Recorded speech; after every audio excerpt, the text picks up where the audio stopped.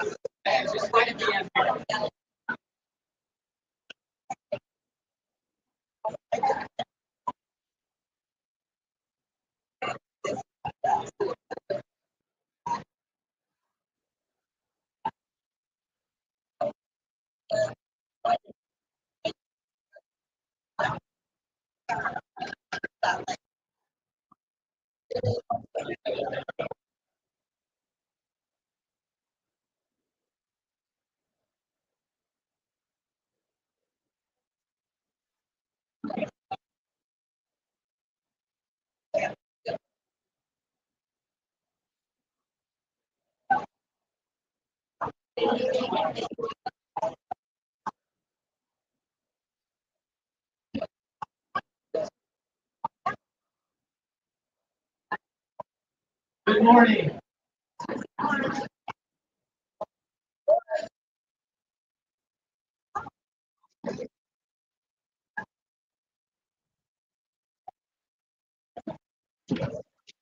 I am certain every year that if all I did was wait for a while and say the meeting is adjourned, you would all go, that was the best annual meeting ever, right? But our bylaws do not allow me to do that, and so therefore I call to order the 157th annual meeting of St. Paul's Episcopal Church in Indianapolis, and we'll start with our opening prayer from our junior warden Shane Hatton.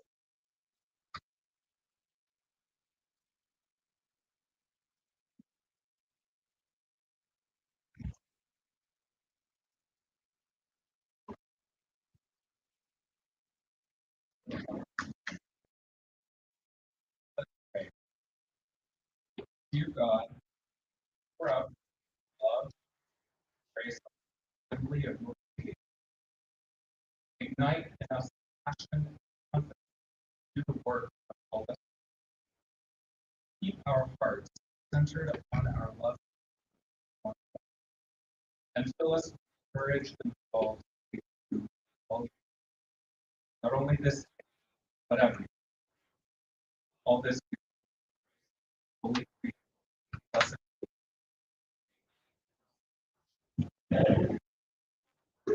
Thank you, Shane. All right, so first thing I'd like to do is thank you. So would somebody please get the kitchen crew out here?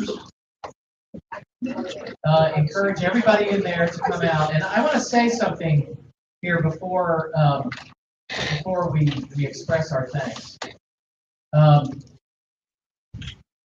This weekend at St. Paul, which is to say, on Friday we had a visitation for Hugh Moore, who died this past week. His funeral was yesterday. On Friday evening in the church, we had a big concert. It was not our concert. It was just an example of how other organizations are using our space. We had a concert over in the church. The church is full of people. We had there was a baby shower in here yesterday, and I promise you, the room did not look anything like it does right now. That was in the afternoon, and then the staff had to come in after all of that and get the room set up, and so the administrative and facility staff at St. Paul's has been working like crazy for the last few days to make sure that we could be ready for the annual meeting today and that the families and individuals served and know and experience God's grace and hospitality. And so I don't want to take it for granted. It's easy to do. It's easy to show up. It's just that all this happens. But now because we're doing so many and today and everything else. So would you please thank them for all of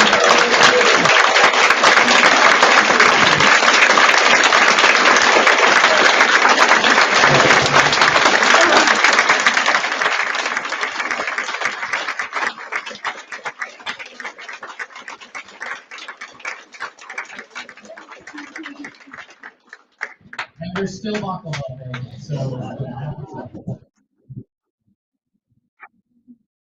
Okay, so the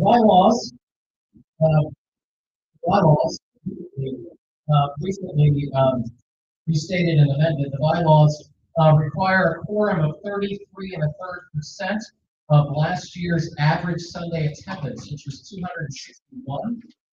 So therefore, quorum is 87. We had 96 parishioners who participated in electronic voting, and we have done that right now. So without objection, I declare that we have a quorum to do our business today. And our first order of business is to appoint a clerk for the annual meeting. Pam Douglas is nominated to be the clerk. Are there any other nominations for clerk of today's meeting? Are you sure? Right, that's why Pam's already sitting up here, right? She knew what was going around. Can I have a motion to appoint Pam Douglas to be the clerk? And a second? All right, all those in favor say aye. Aye. Anyone opposed? You're on if you are. Any extension? All right, congratulations, Pam.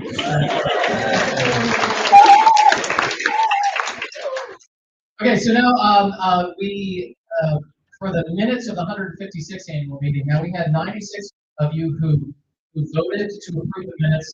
I have evidence that one of you read it. Okay, and so thanks to Barb McDougall, who noted some grammatical errors.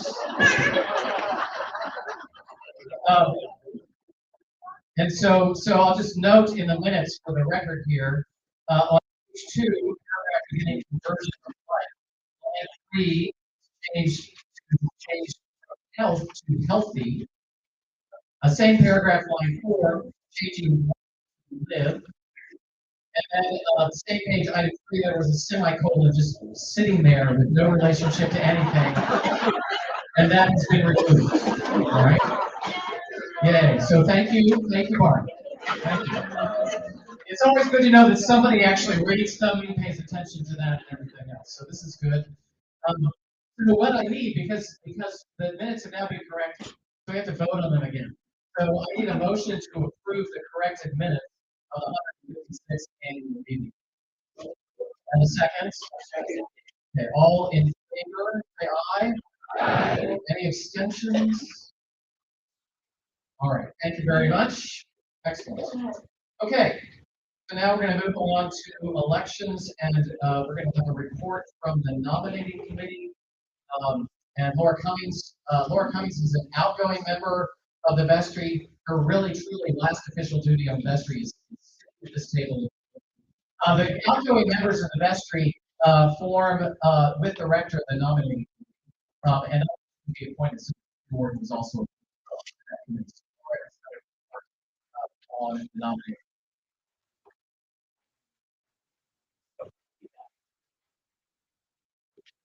According to the bylaws, members eligible for election to the vestry shall be chosen by a nominating committee composed of the rector and those vestry members whose terms expire at the current meeting. Nominations for vestry were open from late November through early December 2024. 6 nominations were received. From those nominations, the nominating committee selected a slate of 4 nominees to fill the 4 open positions. The slate was introduced to the parish during the month of January through electronic and print. The members of the nominating committee, therefore, nominate Jacob Ann Hinson, Jane Etchen, and Drew Tharp to serve 3-year terms on the vestry.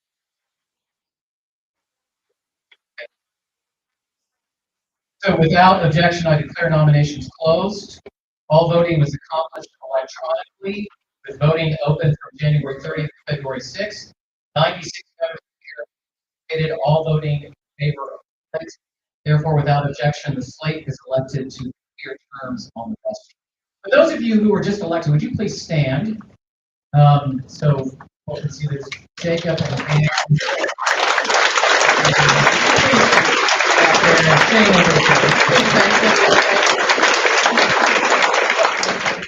They are joining the vestry at a particularly interesting time. Because the vestry is the body that's in our polity as a Episcopalian, it's the body that has all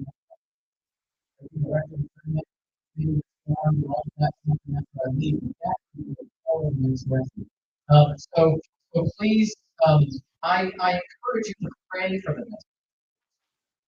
them. It's really a remarkable group, and so to pray for them and their ministry. Okay, so we also had delegates to convention, who were nominated. So following the diocesan convention constitution, St. Paul's is allowed to set the delegates. The annual number of delegates for any parish is determined by the number of communicants in good standing. I won't try to define that for you right now. Trust me on that. 2 delegates are senior warden and junior wardens who are chosen by the vestry at a meeting immediately following this meeting. So the 5 names placed in nomination besides the wardens: Rusty Brocksterman, Mark Carpenter, Pam Douglas, Pamela Smith, and Jeff Wise. Voting was accomplished electronically, with voting open from January 30th to February 2nd. 96 members of the parish participated, all voting in favor of the slate. So without objection, the slate is elected to 1-year terms as convention delegates. For those of you who just named, who stand so people can see you, would you please thank them?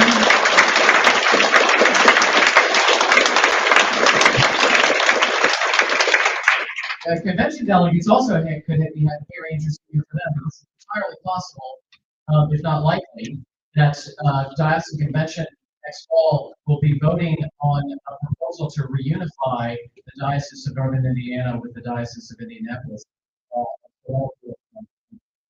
Very important.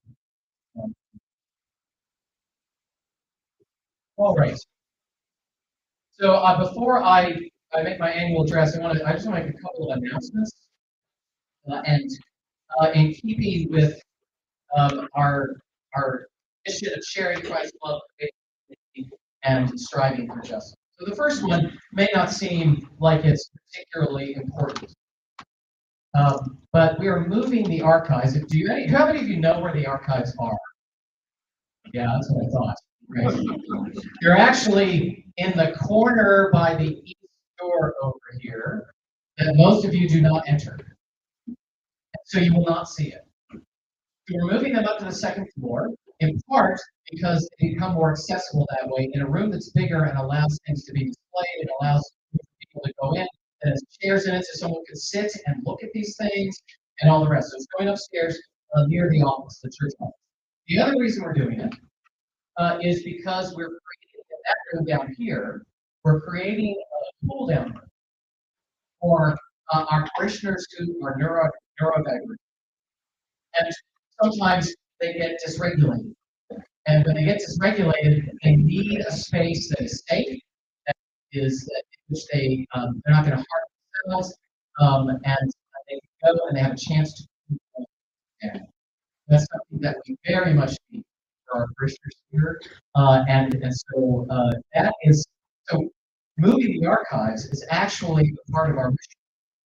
Because what it's doing is saying we are sharing Christ's love and creating community by creating a room that is especially for our neurodivergent. Second thing I want to announce is the formation of a racial justice team. 2023, St. Paul's Vestry, along with other churches in the diocese, adopted a covenant to root out racism. and called for the rector and wardens to appoint a racial justice team to lead the parish and its members in living out our commitment to racial justice and reconciliation. After a period of examining the scope of the team's work, the diversity of St. Paul's members, the executive committee, which is the rector and wardens, has appointed Irma Boyette, Andrew Gonzalez, and Beth Scriven as tri-chairs, along with Carrie Bernhardt, Brandon Lowe, Fred Rice, Melanie Wrench, and Chris Plesky as general members.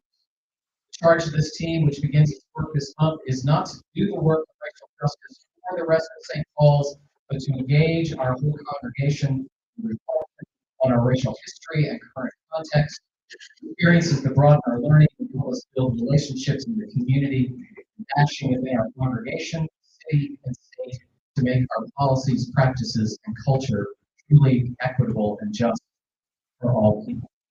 If you are a member of that team, would you please stand?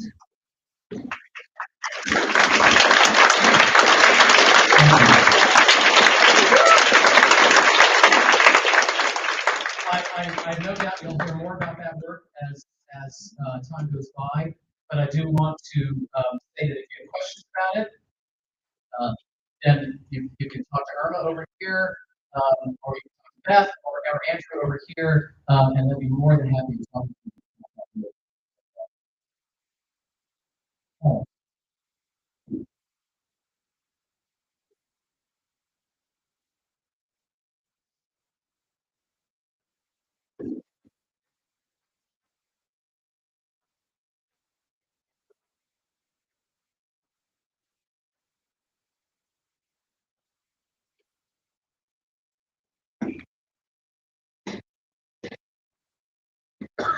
For everything, there is a season, and a time for every matter under heaven. A time to be born, and a time to die, a time to plant, and a time to pluck up what is planted, a time to kill, and a time to heal, a time to break down, and a time to build up, a time to weep, a time to laugh, a time to mourn, and a time to throw away stones, and a time to gather stones together. A time to embrace, and a time to refrain from embracing. A time to seek, and a time to lose, a time to throw away. A time to tear, and a time to sow. A time to keep silence, and a time to speak. A time to love, and a time to hate. A time for war, and a time for peace. Those first 8 verses of the 3rd chapter of Ecclesiastes strike me as quite relevant for today. Certainly for me. This is the 33rd annual meeting of my career as a priest. The first few, I was an associate, and so I got to do what Beth and Jeff are doing right now. I got to sit there and let the rector do all the work, which was, in hindsight, maybe I should have just stayed there. I mean, that was fun. I got to eat the food and all the rest. But today marks the 26th time I've addressed an annual meeting, 12 times in Exeter, New Hampshire Church, and now 14. Previous 25 of those addresses have all been about the future, all looking ahead to who we are, who we're going to be, and who God is forming us into, and what's the work that God is calling us to do. But that isn't my job today. Your future and mine are no longer the same. My season as the rector of St. Paul's, and indeed as an active priest, is quickly drawing to an end. So my mind has been drawn not to the future, but to the past. Specifically, reflecting on key turning points in my life that led me to the gift of being here at St. Paul these last 13 and a half years. So I could go back to various places. So I could go back to October 6, 1962, when my mother's obstetrician told her that I would not survive my birth. I was in the birth canal coming out face forward. It was a face presentation. Doctor thought for sure I would break my neck. And so in many ways, I've seen life as that I've had it to live these past 62 and a half years. I can go back to the summer when I was 13 years old, and my Sunday school class went to Baptist Church, went to Foreign Mission Week at Ridgecrest in the Conference Center at the Southern Baptist Convention down in North Carolina. I was so moved by that experience that when the chief pastor there was giving one of his sermons and was doing what the Baptists do, which was inviting those who felt moved by the Spirit to come down, I got up and I walked down the aisle to commit my life to Jesus. Now, when I got there, up at the front, the man who was greeting me said, "So you want to be a foreign missionary?" And I went, "No!" Which he then went, "That way." I could go back to the moment in November 1985 when I decided that after the next semester I had to leave the seminary and leave the Southern Baptist because I no longer felt respected or welcomed in. I could go back to February 1987 after the retreats that Stephanie and I were on when we were driving home, 6-hour drive from Virginia to Philadelphia, and I turned to her and I said, "I think maybe I could be a Presbyterian." I could go to November 1988 when we visited Seabury Western Seminary in Evanston. And after a couple of other visits to other seminaries, realized this was the one that was going to be our home. I could go to March of 1992 when my bishop had told me there were no jobs for me in the Diocese of Pennsylvania, but I was not allowed to look for anything. He wasn't releasing me, to say, church. And then a rector up the road, Bob Myers, called. I prayed for 45 minutes. And I got, and he called, and he was calling simply to confirm that I was not available. And I said to him, "I'm not supposed to call you, but you called." And that ended up being the place that I served my first 7 years. I could go to November of 1998 when I visited Christ Church in Exeter, New Hampshire, as a part of their search process, a place we'd never thought of, and a parish that I had absolutely no interest in. I got the interview, so I figured I might as well go. I went, I got home, and looked at Stephanie and said, Or I could go to December of 2010 when one of my dearest friends in the world, Elizabeth, called me and said, "There's this parish in Indianapolis that's open. I know you're not looking to go anywhere, but you should look at this." She also knew Barry Butler, who was a coach at the search, and said, "You should look at John." Or I could go to February of 2011 when I dropped out of the search process. I told them I could not where I was. And their response was so gracious and so open that I knew the Spirit was moving me to stay and keep. All of those have been turning points in my ministry that have all been surprises. Every place I have served, I did not expect to serve. So let me go to two in particular that changed my life, both of which happened within the scope of a year. In February of 1982, I thought I had my whole life planned. I had a long-time girlfriend. We talked about getting married after college. I was a business major, and I was going to potentially go to law school. I had it all mapped out. By March, we had broken up, and I was sitting there needing to declare major and realized I could not declare business because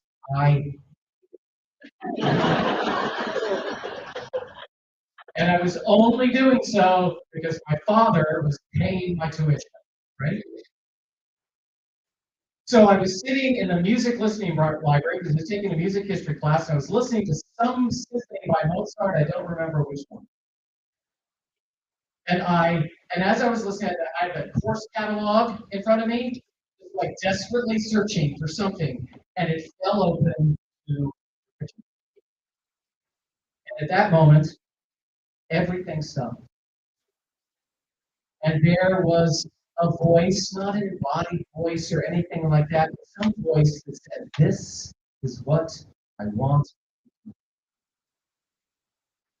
And I said, "Yes." I ended up majoring in history, by the way. Figured I'd get enough religion later. 19 years old. Then, a year after this, a little less than a year, February of 1983. Stephanie and I had been dating a little bit at that point, enjoying it and having a good time. And Stephanie gives me this note.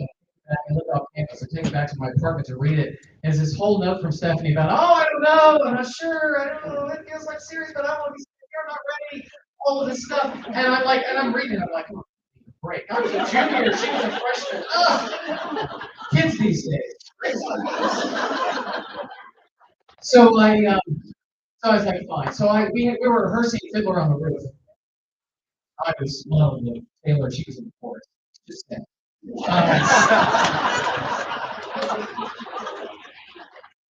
And we were sitting, we were in the theater there at Phi Beta Kappa Hall, PBK, there, and I went up to her and I said, "Look, you know what, we're having a good time. We don't have to get serious here.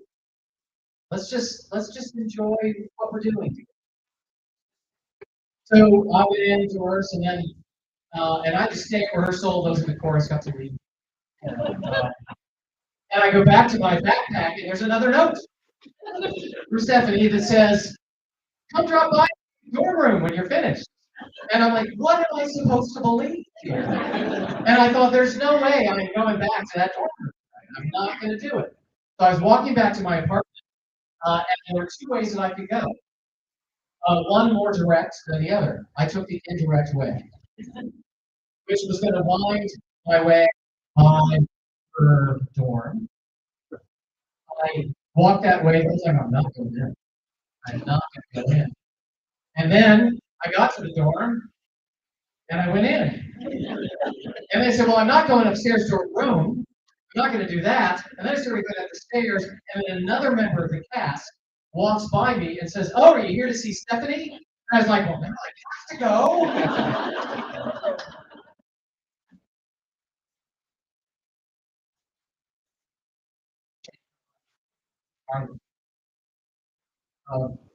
And without that shocking call to ordination and falling in love with this person, I would not be here. I would not be the priest that I am or the person that I am. My entire life really has been a surprise. So little of it planned. And indeed, most of the time when I thought I had it planned, God came in and said, "Nope, you're going to take a turn this way, okay? It's not going to be what you expect." Because, this is the way God works, right? An old barren couple named Abraham and Sarah leave their home and everything they know to go to some strange land and for some promise that they're going to have a child and be the parents of a nation. There's a young shepherd named David who becomes a king, a refugee and immigrant named Ruth, who through whom the line of David, the Messiah, is going to continue. There's a young virgin named Mary who gives birth to the Son of God. There are a bunch of disciples who fish, who don't know a thing, and show that they're bumbling fools that Jesus calls to be disciples. There's a zealous Jew and persecutor of Christians named Paul, that God calls to be the missionary to the Gentiles. God does it over and over and over, calling us in surprising ways. Now, I no longer have the right or authority to call you into the future, because my path, our path, is going in a different direction. And I assure you, life at St. Paul's is already starting to move on. Staff members have less and less to talk with me about. I feel sorry for them when they feel some obligation to come and meet with me at a regular time and then say, "Well, I don't really know what to talk with you about." But I had walked with you for the last 13 and a half years. I've walked with you and loved you. And so I want to offer four things today, four thoughts. The first is this: don't be afraid of surprises, embrace them. St. Paul's is a parish that likes to wait until the plans are finished, until every I is dotted and every T is crossed, until we are certain of a good, successful outcome, that the money will be well spent, that the plan will work just as we dream. And when it doesn't, we get nervous and then we pull back. And when we do that, we get caught. We get caught closing off the way the Spirit is. And I'm doing right now, I'm doing something I just told myself before I was not going to do, which is I keep saying us, using the first person plural. I need to stop doing that. Because I'm not talking about me. Okay? You are such a gifted congregation. It is there. I have never been a part of as gifted a congregation as it is just remarkable. The only thing that stops you is stumbling over yourselves and tripping over yourselves trying to get everything right. Now, when three attorneys get together to do to redo the bylaws, you want every I dotted and T crossed, okay? But when you're talking about racial justice, when you're turning God's call to be disciples in the world, when you're trying to figure out how to respond to what's going on around you, don't wait for the perfect. God will surprise you, as Beth said in her sermon, and equip you in ways that you cannot imagine. The second is this: please offer yourself and all you have to the world. Everything here. This beautiful campus, tens of millions of invested funds, the talented staff, the gifts and commitments that you are, all of the members of St. Paul's, the folks who aren't members who find a home here, all of it is wondrous. But here's the surprise. None of it is for St. Paul. All of it is for the kingdom. All. So often, the conversations that we've had over the past 13 and a half years have been about how to do what with what we got, and we get caught sometimes in the constraint. When I first got here in 2011, all I heard about the endowment, about our invested funds, was not how much we had, but how much we lost in the recession. We get caught up in this sense of scarcity. We have to circle the wagons and we have to protect ourselves. We have to preserve everything, and then it becomes doing it for us. Don't hold on to it for yourselves. Now, I'm not saying you should get rid of all this, okay? But see and know and understand what it's in service for your mission. Sharing Christ's love, creating community, striving for justice. Remember the gospel paradox from Jesus. That if you want to save your life, you will lose it. But if you lose your life for the sake of the gospel, you will save it. So all the things you want to save, you offer them up to God before the God. Then St. Paul's becomes something we cannot expect. It becomes so much. Okay, third thing. This is a practical encouragement.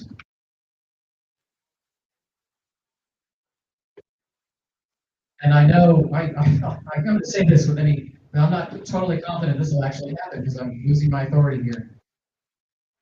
At least during this interim time, take down all the photos of previous. Take them off the wall. Store them somewhere. So when the new rector candidates come through, what they see on the wall are photos of who you are. Because the rector's stories are not your stories. That's not to say they were unimportant. It's not to say rectors don't matter in our polity. Rectors matter a lot. But at least during the inner time, I encourage you to take those photos down and store them. And in their place, to put up other photos of some of the saints of St. Paul's, Helen Rubisil, Fred Rubeck, Ted Randall, John and Lois Pless, Jean and Flo Miller, or put up photos of the organizations you serve, put up photos of the community in which you are involved, put up photos of parishioners doing their ministry out in the world. Do these things that remind you, that become icons of what St. Paul is and who you are and who you're becoming, which is not found in a bunch of black and white photos. Correct? Show the world who you are and put up reminders to yourselves of who you are as God's people.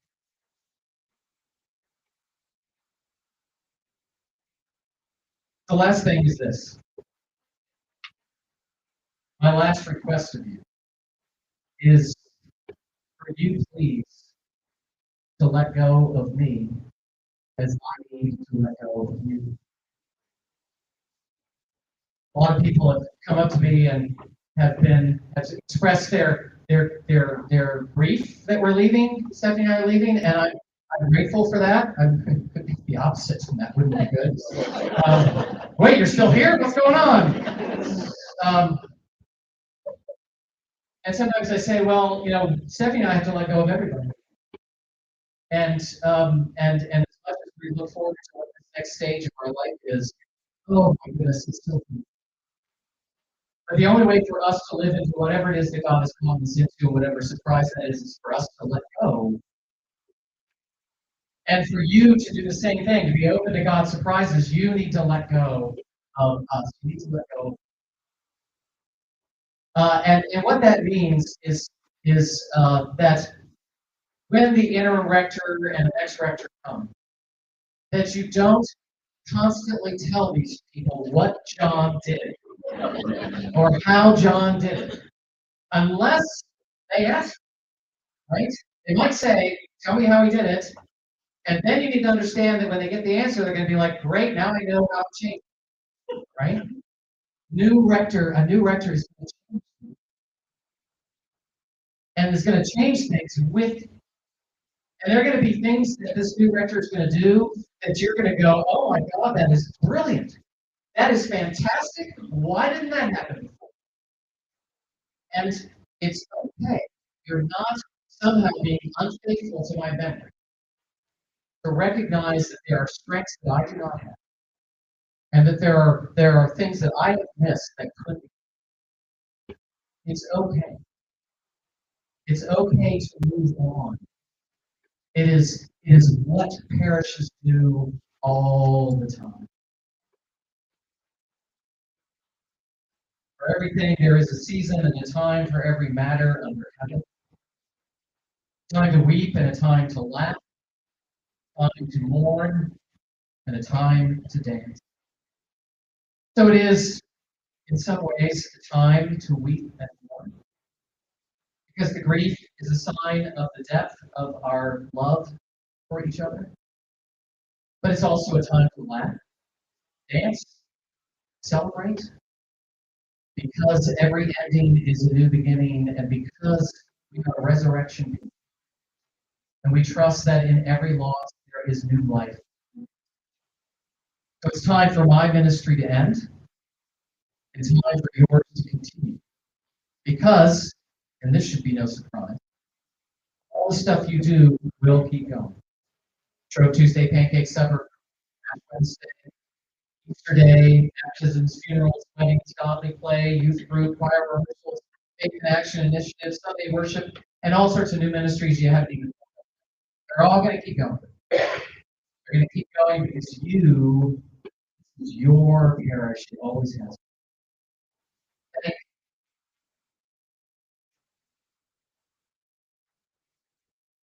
Thank you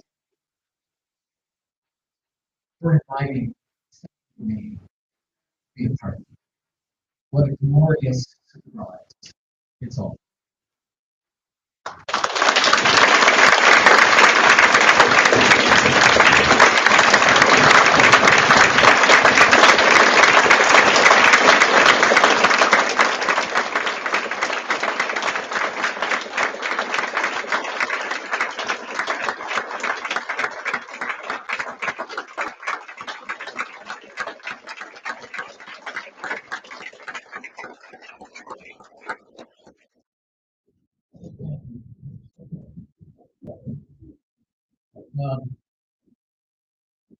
Well, that's saying innovation, we've been running time, so, okay.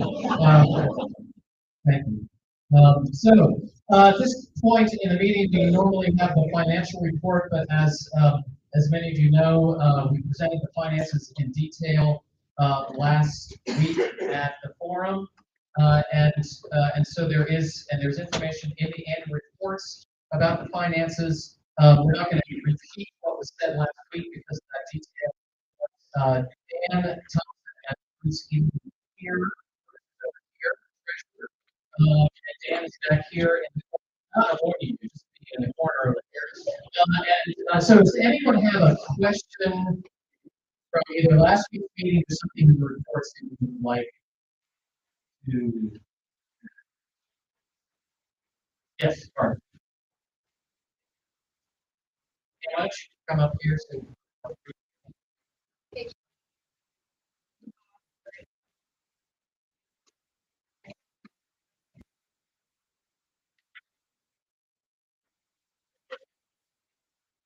So the question is, what went into making the $515,000 in Faith in Action? So it was the normal grants plus essentially the finishing of the Avenue Foundation grant that we had. That was, and Faith, Justice, and the Arts. Yeah. So all that together. So it wasn't just the money that Faith in Action gets allocated. It was also the Avenue Foundation and Faith Justice. It did, but all that got rolled into the budget before it got distributed. Any other questions?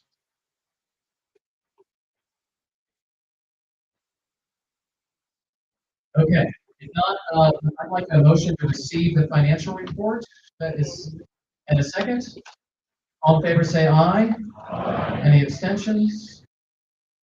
Okay, I'd like to word of thanks first to Dan, all the work that he does to make sure that we're reporting as clearly as we possibly can. St. Paul's is a complex parish financially, more complex than most congregations. And so Dan, the work that Dan does to do that, put in new systems and everything else in here has really been helpful for understanding our finances and making sure we're clear about them.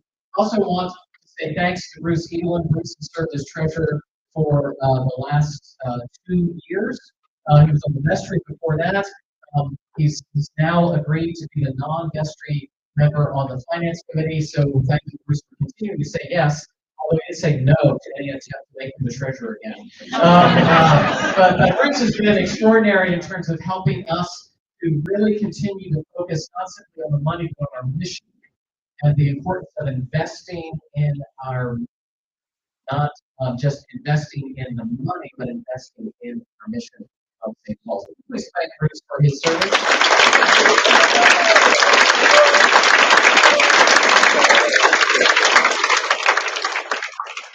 Okay, so Jeff Kelsey, your orders. Well, I just see. I don't want Shane to be tagged with anything. He wasn't get a chance to read it. All right, so meetings in the back.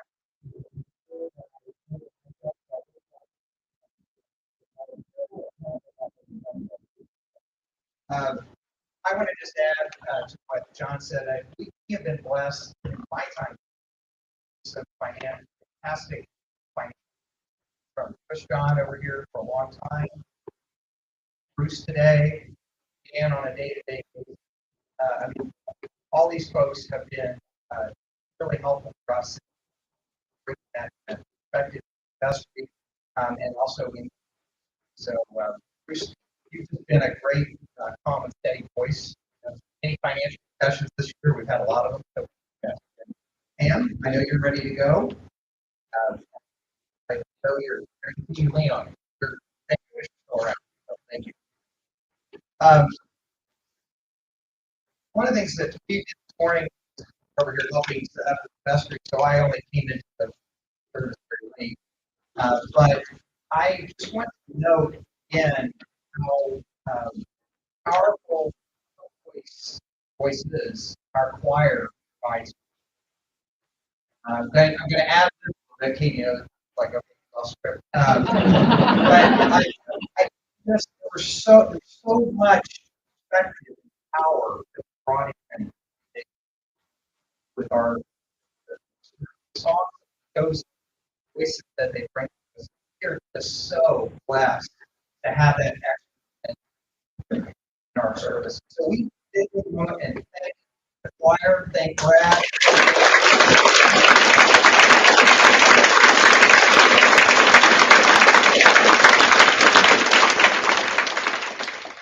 I would say something about Beth's sermon, but I've got to actually catch it online. So.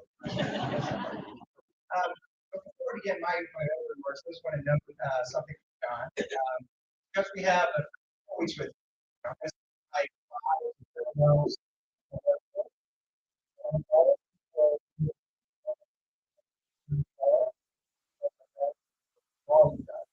and how much, and also to express our best wishes to you and Stephanie, family, in that next chapter together. But for now, I just want to ask everyone, join me in thanking John again for his reflection today. You reminded me again of the power of the pulpit, as he's done for 13 years in the service, and as he's engaged with us.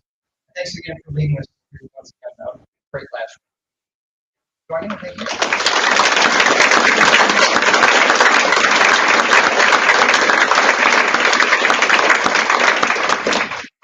Members of St. Paul's, I've been privileged to be your senior warden this past year, following the footsteps of so many servants of St. Paul's.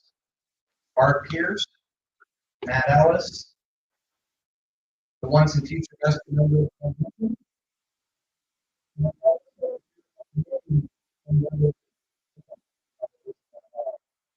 They provide examples to all of us of thoughtful leadership, stewardship, that illustrates some of the best qualities of the lay leaders of our church. These qualities are also present in the members of our vestry, who have served with diligence and faithfulness as we work through how to begin living into our mission.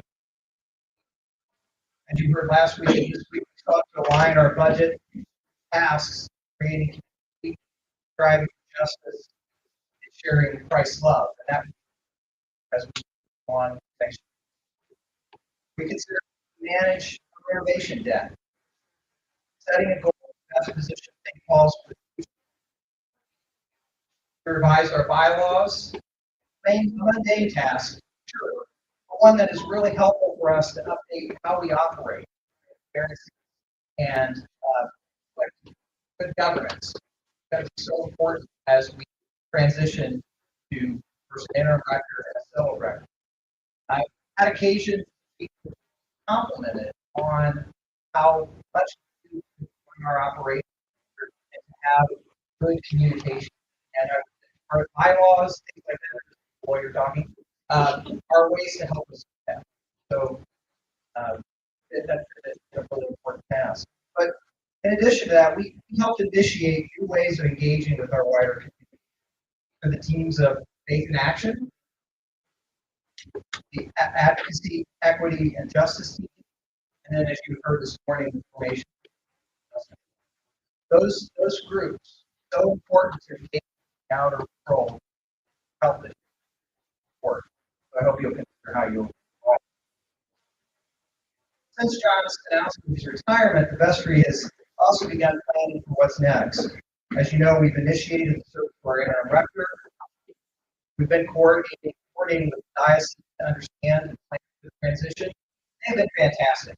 We are so blessed to have a diocese staff and bishop, who really tries to take into account what the individual parishes are and try to meet them where they are. It's a really great team and exciting work.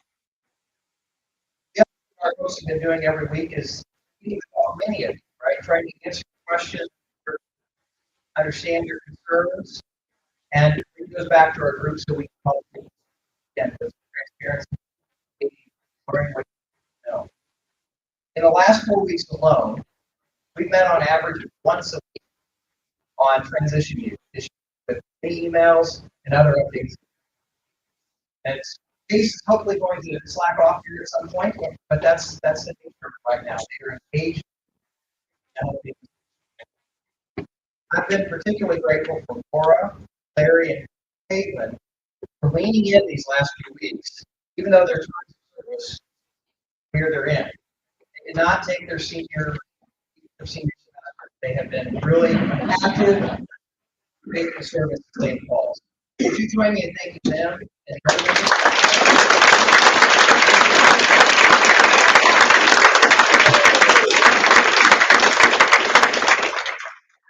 what she's getting into. Drew, Jacob, that picture.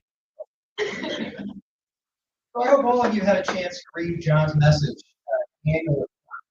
And it highlighted in many ways clergy, staff, members of the church. More than one of any other will help sustain and grow St. Paul's over 7 years. Through times of change, trouble, and uncertainty. And I pray we will keep their example before us as we move time of transition. A community like ours can only be sustained if we are a people who put our faith in action. Like what I did. Although that action can take many forms, supporting our activities on Sunday mornings, finding ways to spread Christ's love in the wider world, our faith calling us to find faith. As the writer of today's lectionary psalm, Psalm 138, for though the Lord is high, he regards the lowly, though the haughty pursues far away. Though I walk in the midst of trouble, preserve me against the wrath of my enemies. Stretch out your hand, and your right hand delivers me. The Lord will fulfill his purpose. What is St. Paul's purpose? What is the purpose for all of us? As we begin this year, I hope we'll seek to answer the call for God.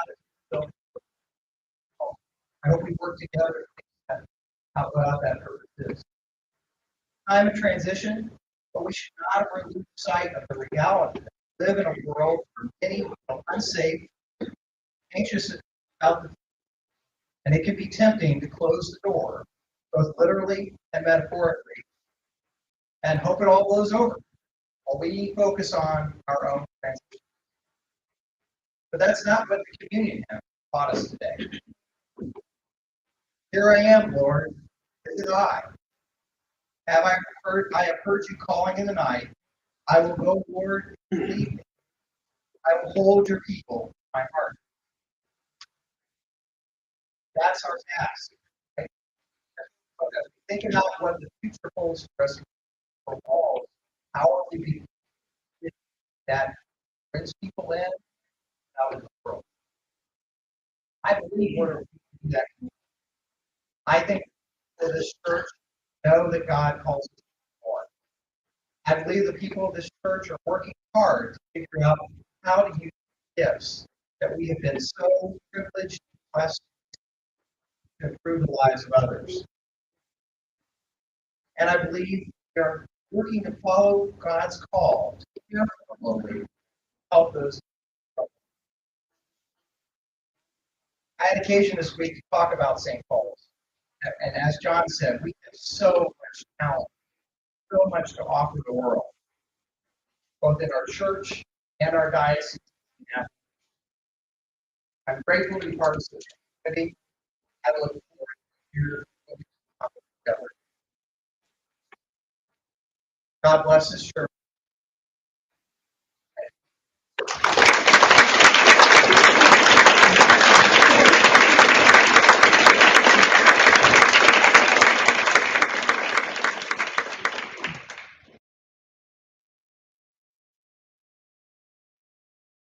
I've had such the privilege of working with a variety of wardens over the years in both of my parishes where I served as director.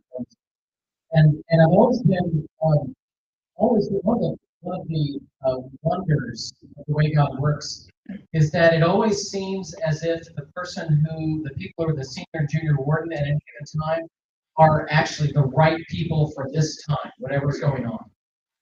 Uh, and and uh, and I can assure you that Jeff Kelsey and Shane Hatchett are the right people at this time. What has been thrust upon them because of my retirement is a lot. So you are in such good hands, and I'm so grateful for the opportunity I've had to work and to share in this community with them. So please thank Jeff and Jane.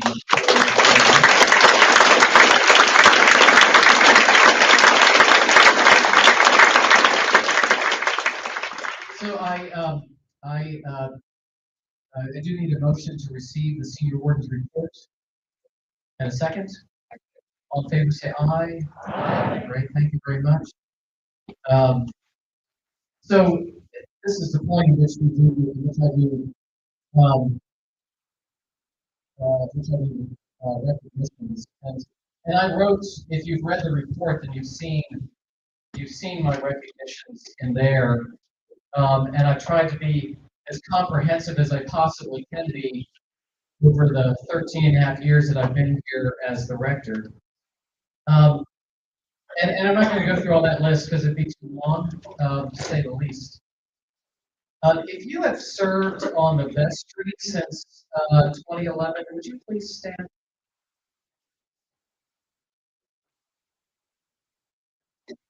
That includes those of you at this table, right? Yes, yes, you're on the vestry. Yeah. If you have served, please stay standing. If you have served on the outreach committee or Faith in Action or any of those, would you please stand up? Any of them over the course of time? If you have served on the endowment trustees, or any of our finance ministries, finance committees, search committee, those things in the years.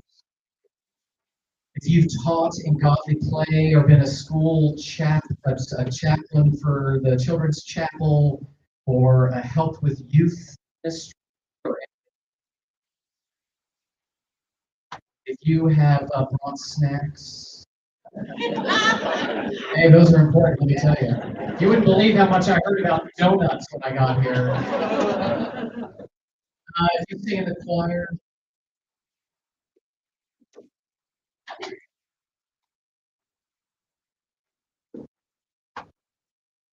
you are thankful. For those of you who are sitting, it's simply because I haven't gotten around to naming the ways that you contribute. Because all of you have to be seated. So again, I won't go through all of this because I've already thanked some of you. Jeff thanks the members of the vestry and those who are outgoing. I've thanked Bruce as the treasurer and the wardens. I do want to recognize Pam Douglas, who has Pam may need an intervention. Okay. So when I got here in 2011, she was the junior warden, and then the senior warden. My first senior warden that I appointed. And then Pam became the clerk of the vestry, served as the clerk until now. Now she's going to be the treasurer. So Pam is trying to break a record for how long you can go to vestry meetings or what it is. But at some point, somebody may need to sit down with her and say, Pam, there must be something else you can do on the third Tuesday. But I mean, it is not an easy job. If you've ever been a clerk or secretary of anything and you got to keep the minutes, that's so hard thing to do. Pam has done it so well. She's going to. So please thank Pam for all of that.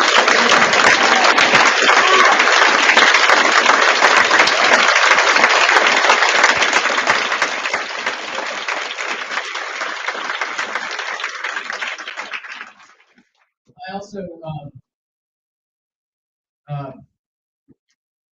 not all the members of the staff are here. Um, well, it's extraordinary to me. It's how to face the people in life and the privilege of working with these past 13 years. None of the folks who are here now, I actually finally got seniority. When I got seniority, I was finally the longest term staff person. I thought that must be time to leave. But I'm just going to name them: Kai Armstrong, Jeff Bauer, Liz Hoffman, Brad Hughley, Josh Hughes, Tana Honeycutt, Megan Kreiner, Laurie Pierce, Wes Powell, Beth Scriven, Jacob Taylor, Walter Thomas, Dan Thompson. They're an extraordinary group who serve you so well, so faithful, so much talent, so much giftedness, and their primary purpose here is to support you in being the people, to help you be equipped so that you can go out and respond to God's call in this world. I spend a lot of time in these books, and it is going to be really strange not to see them just about every day. Though I won't miss having a staff meeting on Tuesday mornings, I'll actually miss the staff meeting. I'll miss the banter in the hallways and outside the office. I'll miss all the little things that we do. Miss the times even where we disagree and have to resolve it. They're extraordinary. Would you please thank them for all that they have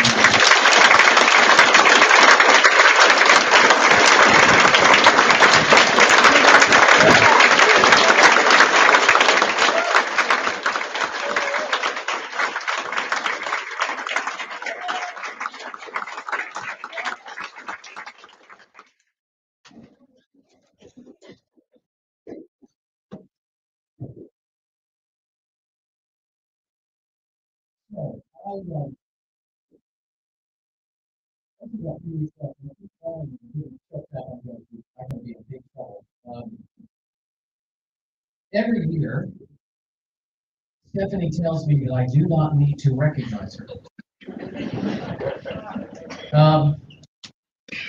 But I'm a smart husband. Come on. I mean, please. I haven't gotten this far with her for responding like and saying, "Oh, sure, dear, I'll just ignore you the entire time." And some years I say more, and some years less. But I do want to say, something today. So I was, if you are fans of Louise Penny and her series on the Armand Gamache, I love her novels. If you've read the most recent one that came out in the fall, I've not read it. Do not tell me that. Okay? But in the volume "The Trick of the Light," she writes this, and she's writing from the perspective of Armand, who is looking at his wife, Reine-Marie. And when I read this, I highlighted it because it says so much about how I see Stephanie.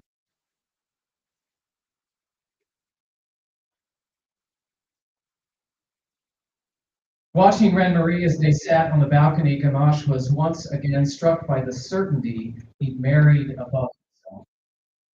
Not socially, not academically, but he could never shake the suspicion he'd gotten very, very lucky. Armand Gamache knew he had a great deal of luck in his life,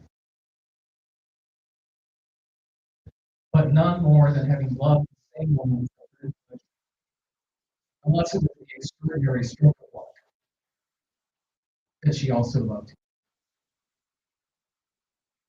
For us, it's been 42 years of loving each other, 38 and a half of marriage.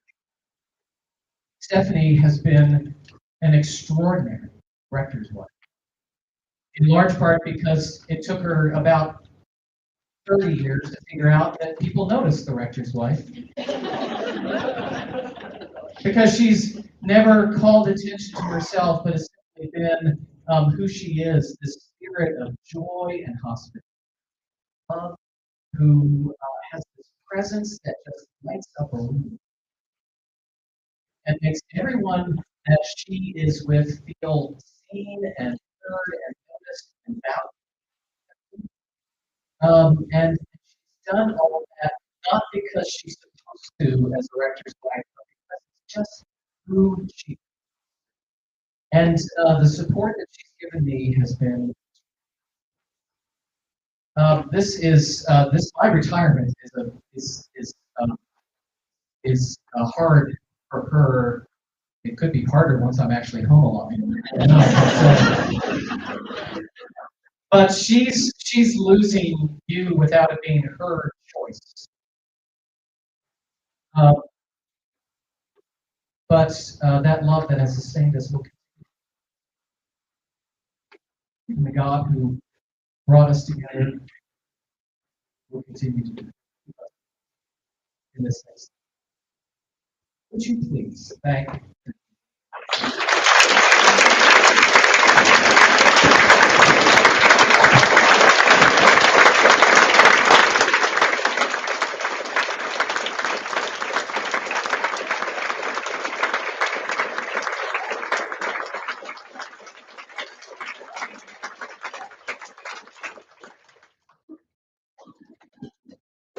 All right, so finally, after all these years, 14, finally, okay. Just a quick reminder to the members of the vestry, the current members of the vestry. So therefore, finally, Laura, Caitlin, and Larry do not have to do this, but we are meeting upstairs in the community resource room for a brief meeting to appoint officers. So please join me up there. We convene as soon as we're all up in the room. Feel free to chat and everything. All right. Let's have.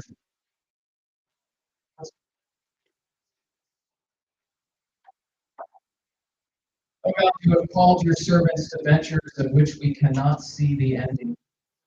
By paths as yet untrodden, hills unknown.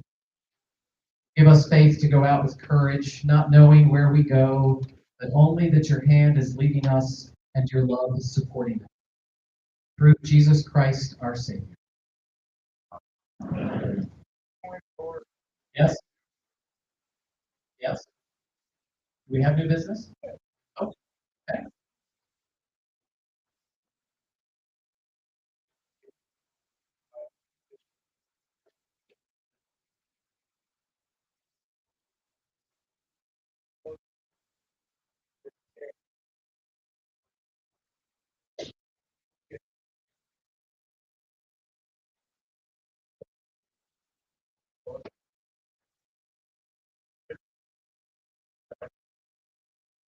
Where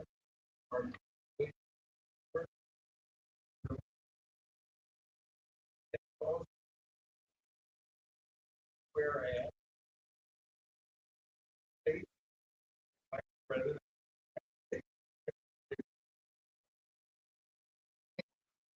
right over there.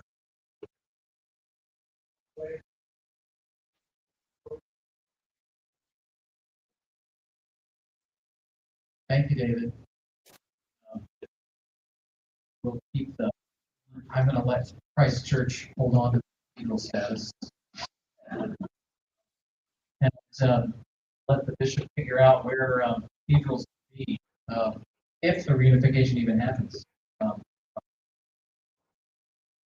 All right. Any other new business I should know? So therefore, I declare that the 157th annual meeting of St. Paul's is adjourned. Let us go forth in the name of Christ. Thank you.